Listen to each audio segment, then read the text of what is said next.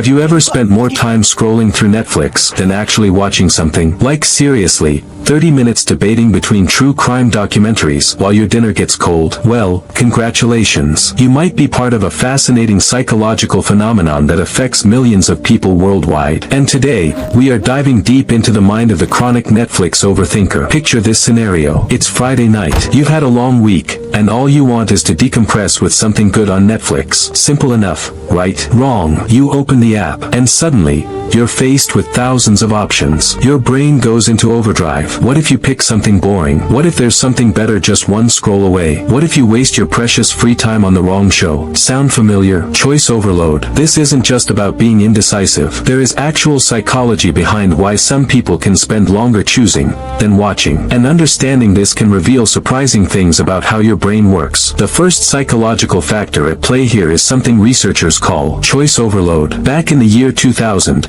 psychologist Barry Schwartz introduced the concept of the paradox of choice. Essentially, having too many options can actually make us less happy and more anxious. Netflix, with its algorithm-driven recommendations and endless scroll of content, creates the perfect storm for this phenomenon. When you're staring at that Netflix homepage, your brain is essentially trying to solve an impossible optimization problem. You aren't just picking entertainment. You are trying to maximize enjoyment while minimizing regret. Your prefrontal cortex, the part of your brain responsible for decision-making, starts working overtime. It is analyzing genres, reading descriptions, checking ratings, considering your current mood. It is weighing countless variables, maximizers versus satisficers. But here's where it gets interesting. Not everyone experiences this Netflix paralysis to the same degree. Research shows that people with certain personality traits are more susceptible. If you score high on what psychologists call maximizing tendencies, you are probably familiar with this struggle. Maximizers are people who always want to make the absolute best choice possible,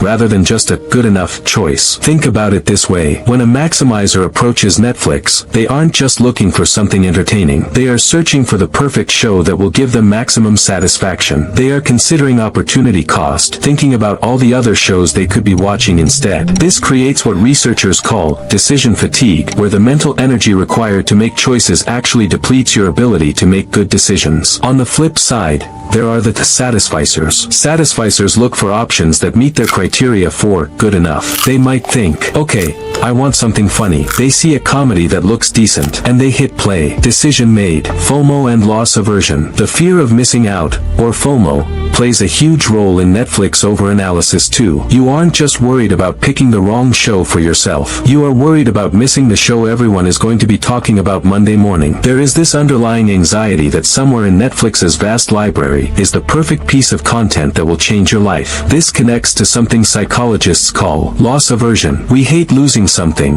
more than we like gaining something of equal value. When you're scrolling through Netflix, your brain is constantly calculating potential losses. What if you miss the next big series? What if you waste 2 hours on something mediocre? This fear is paralyzing. Netflix's algorithm actually makes this worse, not better. It creates what researchers call the illusion of infinite choice. The homepage is constantly changing. This gives you the sense that there is always something better, just around the corner. Anticipated regret and the sunk cost. The psychological concept of anticipated regret also comes into play. Before you even make a choice, your brain is already imagining how bad you'll feel if you pick wrong. This is why you check reviews, watch trailers, Google, is this show worth watching? You are trying to guarantee you won't regret your decision. Interestingly, people who overanalyze their Netflix choices often display similar patterns in other areas of their lives. They agonize over restaurant menus. They spend hours comparing products. This suggests that Netflix overanalysis isn't really about Netflix at all. It is about how your brain approaches decisions in general. There is also the sunk cost fallacy. Once you've invested 20 minutes browsing, you feel like you need to make a choice to justify that time. This leads to settling on something you aren't excited about,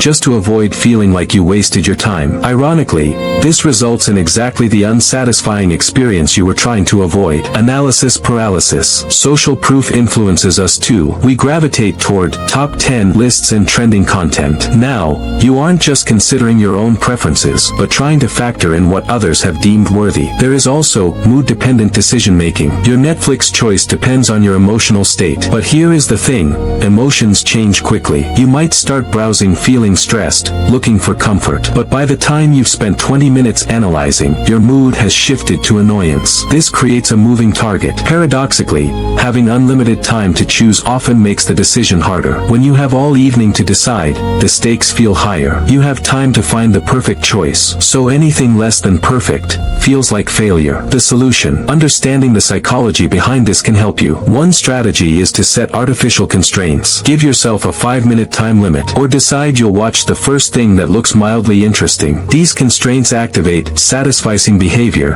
and reduce decision fatigue. Another approach is to recognize that there is no such thing as a perfect Netflix choice. The goal isn't to find the absolute best content available. It is to find something you'll enjoy right now. Embracing good enough can actually lead to greater satisfaction than endlessly pursuing perfection. Netflix overanalysis is really a modern manifestation of ancient psychological patterns. Our brains evolved to carefully analyze important decisions for survival. But now, we are applying that same mental machinery to entertainment choices. Recognizing this mismatch can help you approach Netflix with more self-compassion. Sometimes, the best choice is simply to pick something and press play. After all, you can always watch something else tomorrow.